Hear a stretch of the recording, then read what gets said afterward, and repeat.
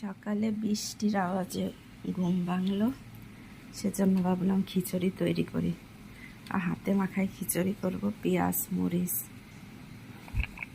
সব কিছু দিয়ে দিলাম, রসুন সব কিছু দিছি।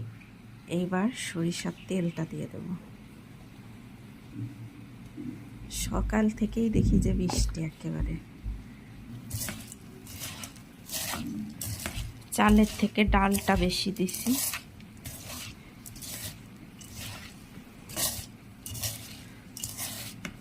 এবার পরিমাণ মতো পানি দিয়ে বসাই দেব।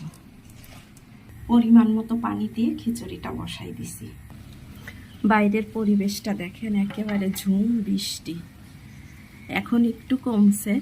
এত সময় সকালে উঠেই দেখি যে বৃষ্টি। তারপরে ভাবলাম যে খিচুড়ি রান্না করি। টিনের ঘর হলে বৃষ্টির আওয়াজটা বেশি শোনা যায় আসলে। ওই দেখেন বৃষ্টিতে পানি জমে গেছে, এখানে বৃষ্টি পড়তেছে, ভালোই লাগতেছে।